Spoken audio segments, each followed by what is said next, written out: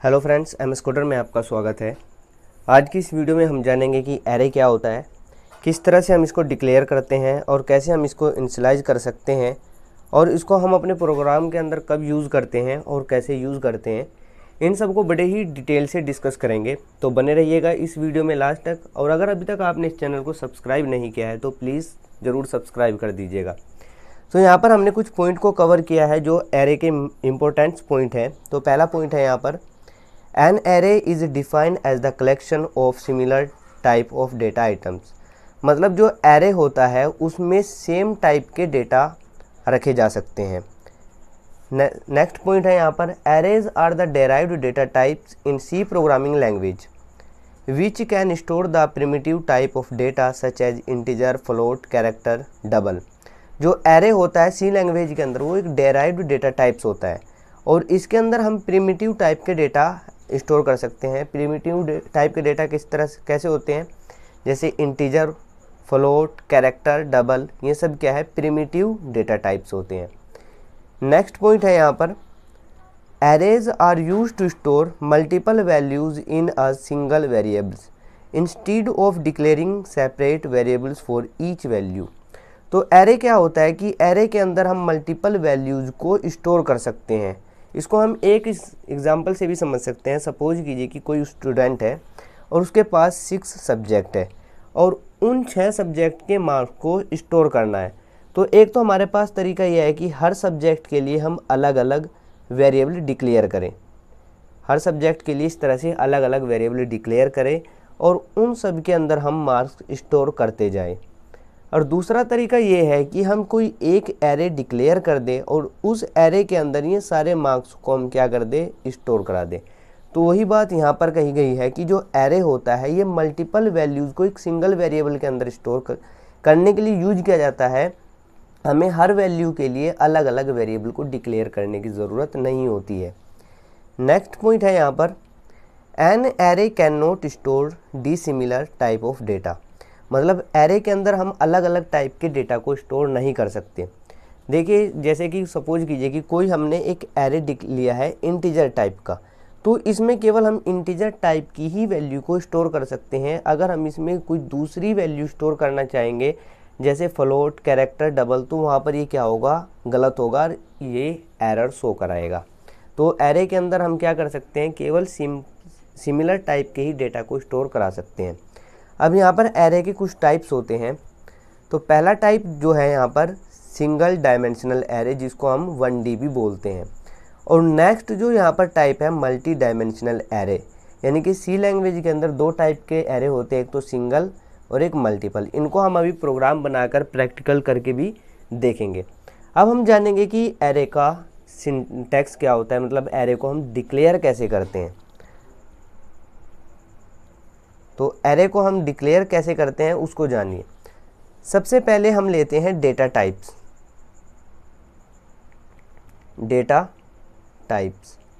और data types के बाद लेते हैं हम एरे का नेम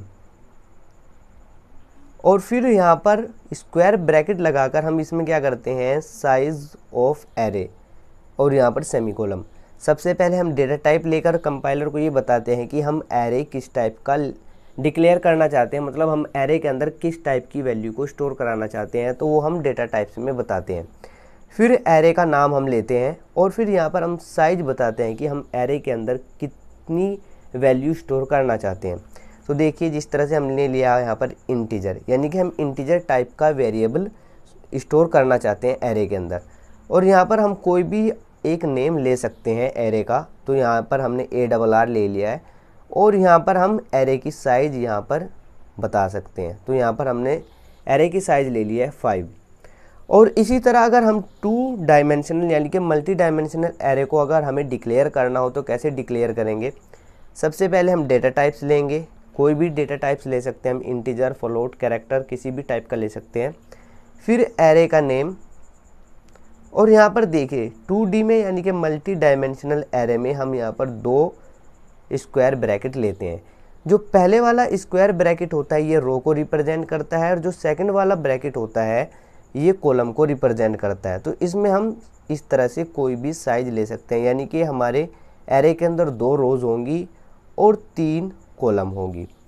अब एक कॉन्सेप्ट यहाँ पर और आता है कि जब भी हम कोई एरे डिक्लेयर करते हैं तो मेमोरी के अंदर इस तरह का एक ब्लॉक बन जाता है और इस ब्लॉक में भी छोटे छोटे से ब्लॉक बन जाते हैं। यहाँ पर देखें हमने साइज कितनी ली है 5, यानी कि इस ब्लॉक में कितने ब्लॉक होंगे छोटे छोटे 5,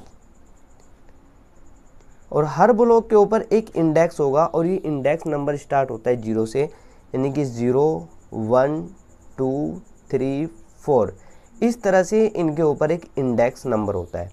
जब हम एरे के अंदर कोई भी वैल्यू स्टोर कराते हैं तो जो वैल्यू स्टोर होती है सबसे पहले 0 वाली इंडेक्स में, फिर 1 में, फिर 2 में, इस तरह से वो कंटिन्यू स्टोर होती जाती है। तो चलिए अब हम प्रैक्टिकल करके देखते हैं, एरे को बनाकर देखते हैं कि हम एरे को किस तरह से एरे का हम प्रोग्राम बना सकते हैं। तो चलिए फ्रेंड्स, हम यहाँ पर एरे का प्रोग्राम बनाकर देखते हैं।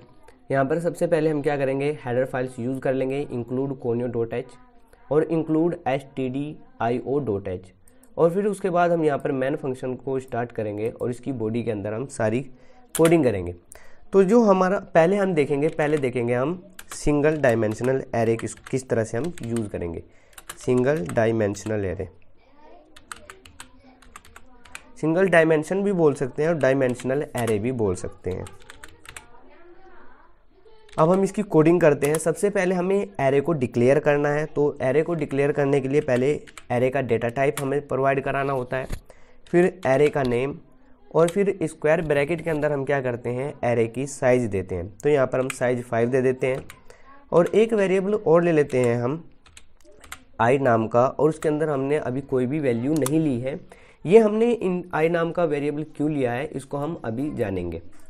तो यहाँ पर हम पहले प्रिंट एफ फंक्शन को यूज़ करेंगे और प्रिंट एफ फंक्शन की हेल्प से हम क्या करेंगे, एक मैसेज प्रिंट कराएंगे आउटपुट स्क्रीन पर। मैसेज क्या होगा, एंटर एलिमेंट्स, और इस मैसेज को पढ़कर यूज़र क्या करेगा, कुछ एलिमेंट्स को एंटर करेगा और उस एलिमेंट को हमें स्टोर कराना है इस एरे के अंदर।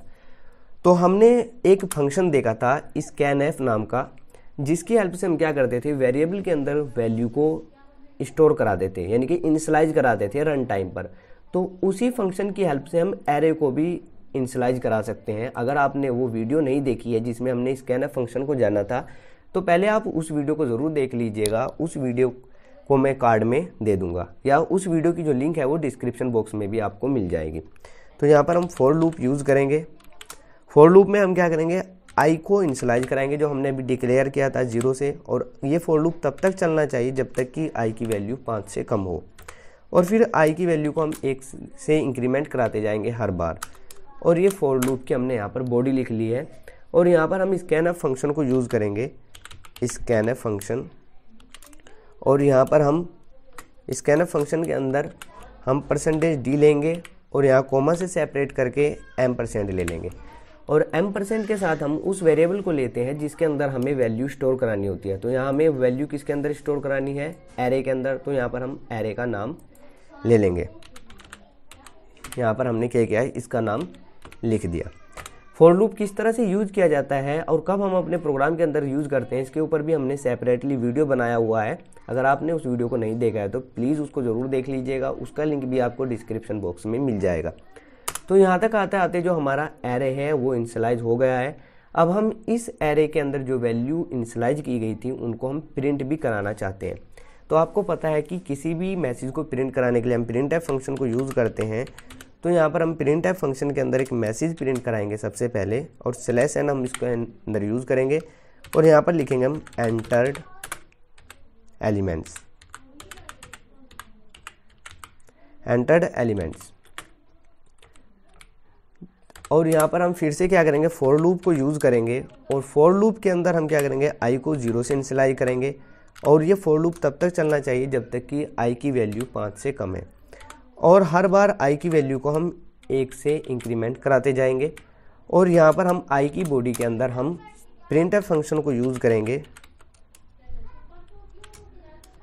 और यहाँ पर हम /n को यूज़ करेंगे, क्योंकि /n का काम क्या होता है, कर्सर को नेक्स्ट लाइन पर मूव करना, और %d, और यहाँ पर हम कोमा से सेपरेट करके उस वेरिएबल का नेम लिखते हैं जिसकी वैल्यू हमें प्रिंट करानी होती है। तो यहाँ पर हमें एरे की वैल्यू को प्रिंट कराना है, तो हमने यहाँ पर एरे का नाम लिख दिया। और फिर लास्ट में हम गेट ch फंक्शन को यूज़ कर लेंगे। तो चलिए हम एक बार फिर से इसको रिपीट कर लेते हैं कि हमने क्या क्या किया। सबसे पहले तो हमने एरे को डिक्लेयर किया है और फिर हमने एक मैसेज प्रिंट किया है एंटर एलिमेंट्स। इस मैसेज को पढ़कर यूज़र कुछ एलिमेंट्स को एंटर करेगा जिसको हमें एरे के अंदर इनिशियलाइज कराना है और उसके लिए हमने यहाँ पर फॉर लूप यूज किया है। इस फॉर लूप की हेल्प से हम एरे को इनिशियलाइज कराएंगे और यहाँ पर हमने एक मैसेज और प्रिंट कराया है जिसके अंदर लिखा हमने एंटर्ड एलिमेंट्स। और उसके बाद फिर से हमने क्या किया, फॉर लूप को यूज किया है। इस फॉर लूप का काम क्या होगा, जो एरे के अंदर एलिमेंट्स स्टोर कराए गए हैं उनको आउटपुट स्क्रीन पर प्रिंट कराना। तो चलिए हम इस प्रोग्राम को कंपाइल कर लेते हैं। एग्जीक्यूट में जाके जैसे हम प्रेस करेंगे तो इस तरह का इंटरफेस हमारे सामने आएगा और सबसे पहले ही लाइन में आपको दिखाई देगा कंपाइल। जैसे ही आप इसको प्रेस करोगे तो हमारा प्रोग्राम कंपाइल होने लग जाएगा। हमारा प्रोग्राम कंपाइल हो गया है। फिर से हम एग्जीक्यूट में जाएंगे तो इसी तरह का इंटरफेस दिखाई देगा और नेक्स्ट लाइन में आपको दिखाई देगा रन। तो जैसे हम इसको प्रेस करेंगे तो हमारा प्रोग्राम रन हो जाएगा। तो देखिए यहाँ पर सबसे पहले जो मैसेज प्रिंट हो रहा है एंटर एलिमेंट। तो यहाँ पर हम एलिमेंट्स को एंटर करते हैं 1, फिर हमने 2 एंटर किया, फिर दोबारा से फिर 2 एंटर किया, फिर 3, फिर 4। जैसे हमने 4 एंटर किया तो देखिए हमारे पास इस तरह का मैसेज शो होने लगा, एंटर्ड एलिमेंट, फिर 1 2 2 3 4। वही एलिमेंट्स हमने यहाँ पर हमें दिखाई दे रहे हैं जो हमने यहाँ पर थोड़ी देर पहले एंटर किया था। तो ये तो था मतलब सिंगल डायमेंशनल एरे। अब हम जानेंगे कि मल्टी डायमेंशनल या 2D एरे हम किस तरह से बना सकते हैं। तो इसको हम यहाँ से इरेज कर देते हैं और फिर से हम क्या करेंगे, दोबारा कोडिंग करेंगे। तो यहाँ पर हम एक इंटीजर टाइप का एरे का नाम यही रहेगा और यहाँ पर 2 स्क्वायर ब्रैकेट्स हम यूज़ करते हैं 2D एरे में। और जो पहले वाली स्क्वायर ब्रैकेट होती है ये रो के लिए होती है और जो सेकंड वाली होती है वो कॉलम के लिए होती है। और यहाँ पर हमें एक वेरिएबल और डिक्लेयर करना होगा जे नाम का। हम कोई भी नाम ले सकते हैं वेरिएबल का। और यहाँ पर हम प्रिंट एफ की हेल्प से वही मैसेज प्रिंट करा देंगे जो हमने अभी थोड़ी देर पहले प्रिंट कराया था, एंटर एलिमेंट्स। और इस मैसेज को पढ़कर यूज़र क्या करेगा, एलिमेंट्स को एंटर करेगा जिसको हमें इस एरे के अंदर स्टोर कराना है। तो उसके लिए हम फॉर लूप यूज़ कर लेंगे और फॉर लूप के अंदर हम क्या करेंगे, पहले देखिए यहाँ पर हमें दो फॉर लूप यूज़ करेंगे, यानी कि नेस्टेड फॉर लूप हम यहाँ पर पढ़ने वाले हैं। तो यहाँ पर हम आई को इनिशियलाइज करा देंगे 0 से और ये फॉर लूप तब तक चलना चाहिए जब तक कि आई की वैल्यू 2 से कम रहे और आई की वैल्यू को हम हर बार 1 से इंक्रीमेंट करते जाएंगे। और यहाँ पर ये फॉर लूप की बॉडी। तो ये जो फॉर लूप हमने यहाँ पर बनाया इसको हम आउटर फॉर लूप बोलेंगे और ये रो के लिए काम करेगा। और इसके लिए हम इसके अंदर हम एक फॉर लूप और यूज़ करेंगे, फॉर लूप। और इसके अंदर हम क्या करेंगे, जो दूसरा वेरिएबल है जे, इसको भी इनिशियलाइज करा देंगे। ये फॉर लूप तब तक चलना चाहिए जब तक कि जे की वैल्यू 2 से कम रहेगी और जे को भी हम हर बार 1 से इंक्रीमेंट कराते जाएंगे। और यहाँ पर हम फॉर लूप की बॉडी लिख लेंगे। तो इस फॉर लूप के अंदर हमें क्या करना है, इस फॉर लूप के अंदर हमें वो कोडिंग करनी है जिसके थ्रू हम क्या करते हैं, एरे को या किसी भी वेरिएबल को इनिशियलाइज कराते हैं। तो हम जानते हैं कि स्कैनएफ फंक्शन एक ऐसा फंक्शन होता है जिसके थ्रू हम वेरिएबल को इनिशियलाइज कराते हैं। तो यहाँ पर %d लिया हमने, यहाँ पर कोमा से सेपरेट करके हमने %, लिया और यहाँ पर हम उस एरे का नाम लिखते हैं जिसके अंदर हमें वैल्यू इनिशियलाइज करानी होती है। तो हमें एरे को इनिशियलाइज कराना है तो एरे का नाम लिख लिया हमने यहाँ पर और स्क्वायर ब्रैकेट के अंदर हमने पहले आई लिया और फिर जे ले दिया। आई होप कि यहाँ तक आपको समझ में आ गया होगा कि यहाँ तक हमने क्या किया। अब हम इसके बाद यहाँ तक ये देखिए, जैसे ये दोनों फॉर लूप चलेंगी तो जो हमारा एरे है वो क्या हो जाएगा, इनिशियलाइज हो जाएगा। अब हमें जो एरे हमने इनिशियलाइज कराया था उसकी वैल्यू को हमें प्रिंट भी कराना है। तो हम प्रिंट एफ फंक्शन की हेल्प से पहले एक मैसेज आउटपुट स्क्रीन पर प्रिंट करा देंगे।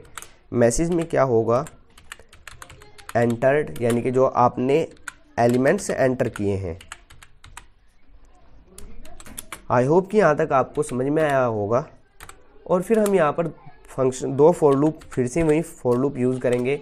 पहले आई को 0 से इनिशियलाइज करा देंगे और ये फॉर लूप तब तक चलना चाहिए जब तक कि आई की वैल्यू 2 से कम हो और आई की वैल्यू को हम हर बार बढ़ाते जाएंगे 1 से। और ये जो फॉर लूप है, ये for loop outer for loop होगा और ये रो के लिए काम करेगा। और इसके अंदर हम एक फॉर लूप और यूज़ करते हैं और इसके अंदर हम वेरिएबल लेंगे जे, और जे को हम 0 से इनिशियलाइज करा देंगे।